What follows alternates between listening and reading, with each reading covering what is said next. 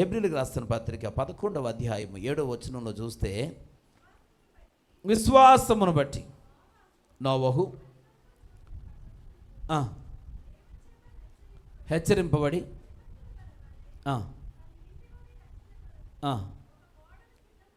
సిద్ధము చేసెను.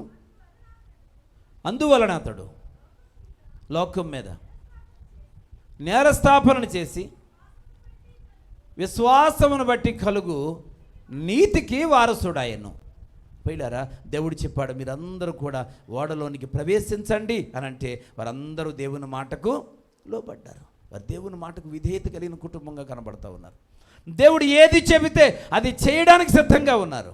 పోయిలారా, అబ్రహాము కుటుంబముగా లేడు, భార్య భర్త ఇద్దరు మాత్రమే ఉన్నారు.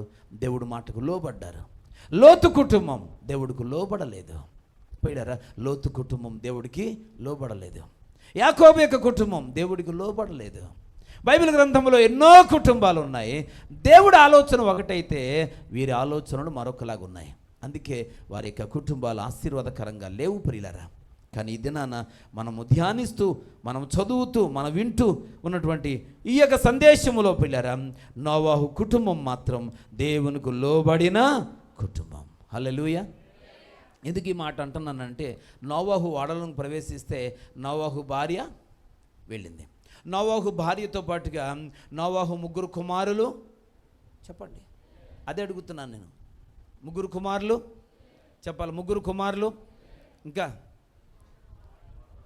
3 కోడండ్రు కూడా. కొంచెం సౌండ్ పెంచండి, కొంచెం సౌండ్ పెంచండి. 2 చేతులతో ఒకసారి హల్లెలూయా చెప్పండి. మరొకసారి చెప్పండి, హల్లెలూయా, హల్లెలూయా. ఇదే శబ్దం అన్ని సమాధానాలకి రావాలా? ఈ శబ్దమే రావాలి అన్ని సమాధానాలకు కూడా. ఓకే పిల్లరా, నోవహు వెళ్ళాడు లోపలికి. నోవహు ఒక్కడే దేవుని మాట వింటే మరి నోవహు భార్య రాకూడదు కదా? వచ్చిందా లేదా? వచ్చింది. అంటే ఆమె కూడా దేవుని మాటకు లోబడింది.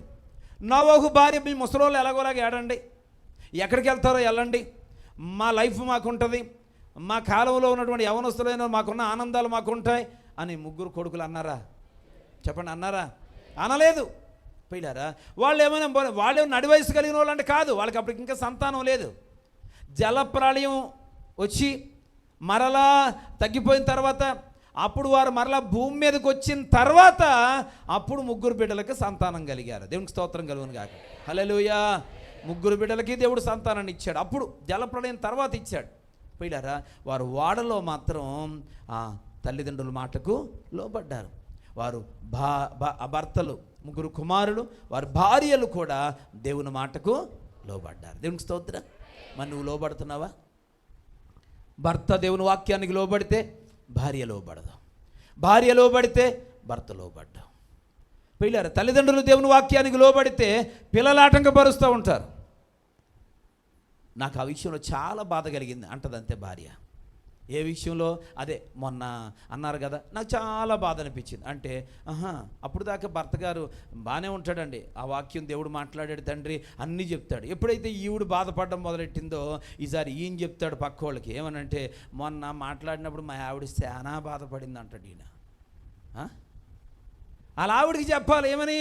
అది బాధపడే అంశం కాదు, సరి చేసుకునే అంశం.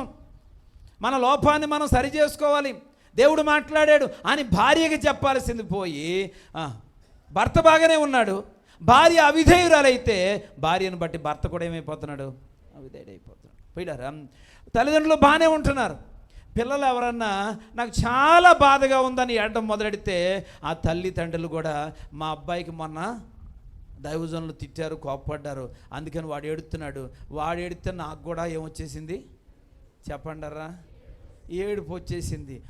నీకు ఏడుపు వచ్చేసింది అంటే అర్థం ఏంటి? ఆడు అవిధేయుడై లేక ఆమె అవిధేయురాలై ఏడ్చింది, నువ్వు కూడా ఏమయ్యో? అవిధేయుడు. పోయినారా?